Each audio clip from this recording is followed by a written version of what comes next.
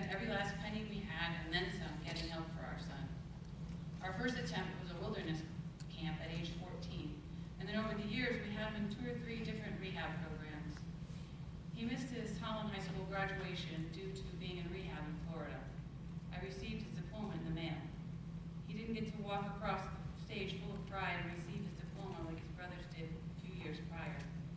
We had him put on his cap and gown for this picture when he returned home from rehab a month after his class graduated without him.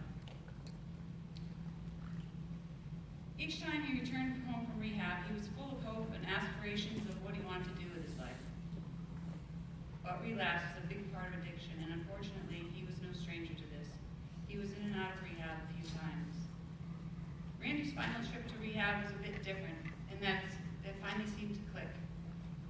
He really applied himself 100%, and he seemed to really get it.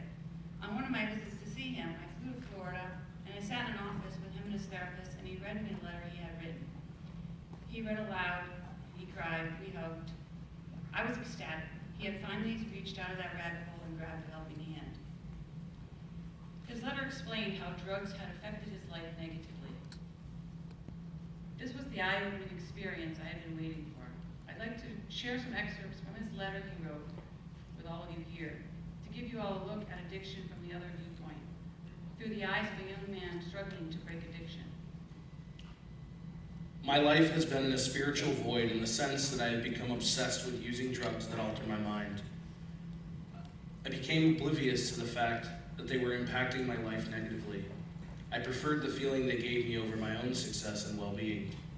I highly respect other people and churn with the desire from the inside out to help them, but I lack the self-respect to act on it because of how self-centered I've truly been up until this point. I lay here knowing that I have nothing to my name other than debts to pay off and my life experience. I have a loving family to go back to who for some reason continues to look out for my best interest because I failed to do so over and over again. Compulsively, I have acted out on my addiction despite the constant negative consequences I face. It's clear to me that I am not the only one who suffers from where my fate has landed me. The pain I impose on my family because I have put drugs first on my list of priorities instead of wanting to give back to them is a pity. I refuse to wallow in that knowledge because I know I have what it takes to turn my life around. I have been striving to become the best version of me that I possibly can be, and I feel as if I have finally landed in the right place at the right time. My life is in shambles, and I wonder whether or not I'll end up in jail after this, but I just keep telling myself to live for today. When a person can realize their addiction like I am realizing my own, it becomes clear that I have blamed every single negative consequence I've faced on society or society's rules, or my parents' rules, when really the problem was me all along. I have empty pockets and the power to do nothing except conjure up the willingness to change. Finding sober friends and only hanging out with them has failed me over and over again. Being alone in my room and cutting all ties except my family hasn't worked. It's so obvious to me that my addiction is more powerful than I am and that I need to do something about it. In the past, I would have always reverted back to my old ways at such a startling pace that it's scary to think about. I would have never guessed in a million years that it would be me with this problem. I am willing to do literally anything and everything it takes to stay sober. I am an extremely motivated person, and I have to put that motivation in the right place.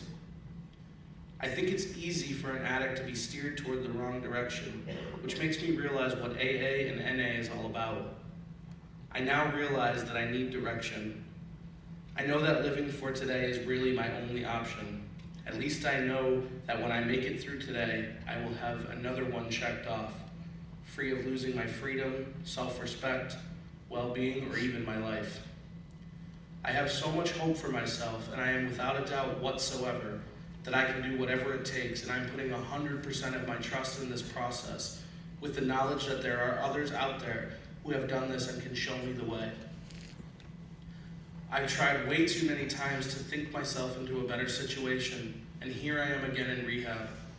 This time I'm doing my best to actually do something rather than just go through the motions. I'm doing my best to look at my life and find where I'm missing fresh perspective. It's clear that sponsorship is a mandatory step in recovery.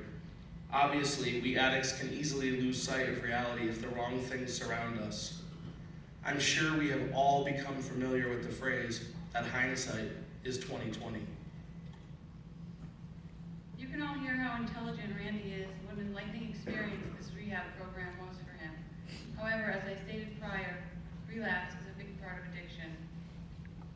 Approximately 1 year after this letter was written, 1 year after my son's eye-opening revelation of the damage that drugs had done to his life, I went into his bedroom one morning and found him crumpled in a corner, lifeless, blue, and cold to the touch.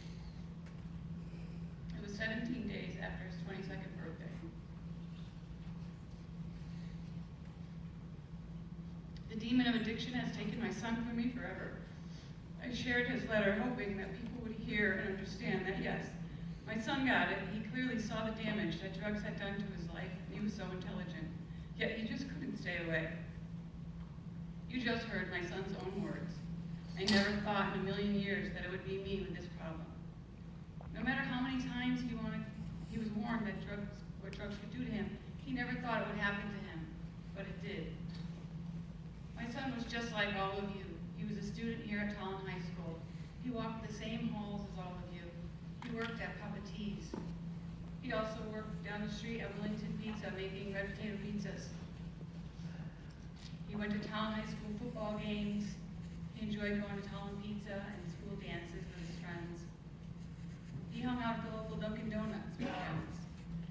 Addiction can happen to anyone who's taken a sip, a puff, a snort, or even a pill prescribed for pain. When addiction scooped up my child, it did so indiscriminately. You recognize that, Papa T's? Randy at his core was a great person. Everyone loved him. He had a lot of close friends. He was respectful, kind, and polite. I only wish he could have understood the chance he was taking before the worst happened.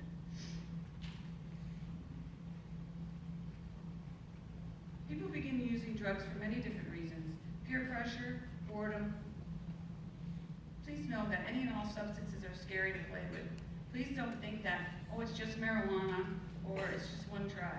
No addiction is better than the other, and no one should ever waste their time trying any drug, because you will not stay in control. If willpower or the love of family could cure addiction, my son, as well as most all addicts, would be happy and healthy. Unfortunately, it's not that easy. Addiction is an illness, a disease, and it should be treated as such. The definition of addiction is a chronic relapsing brain disease that changes the structure and functionality of the brain. It's not a character flaw, it's an ugly disease. If you have yet to try getting high, don't do it. Addiction happens because a renegade sip or snort crosses an invisible line between want and need. When you take that first try, you never imagine that you might be taking the first steps in a journey that will lead you to a life of pain, despair, shame, or hopelessness. If addicts had just a moment to fully experience the darkness of addiction before ever getting started, they would never pick it up. Life can't be that boring that you'd be willing to fill your body with poison, not knowing if it's the last thing you'll ever do. Life itself has so many blessings that you'll miss out on. My son had plans. He had just taken an entrance exam to college, and he had just started a new job. He wanted to get married and be a father someday. He tried hard to kick his addiction, but by then, it was too late. Please remember that it's not just you who loses when you lose this fight. I'm left without my son. His brothers are heartbroken at the loss of their youngest brother. Our lives will never be the same. I can never be as happy as I once was. I know that Randy would be so upset if he could see what his drug use has done to his family. Using drugs not only affects the user, but everyone around them. You don't just ruin your own life. You ruin the lives of every person who loves you. I'm sure none of you would ever want your mother up here in my position. I'm here speaking to you today because I'm hoping that hearing Randy's story will help you all understand just how dangerous drugs are. You have your whole lives ahead of you, and life has too much to offer. Trying to be the cool kid at the party just isn't worth it. You're still young and you have some serious decisions to make in your life. What you choose today will decide what you become tomorrow.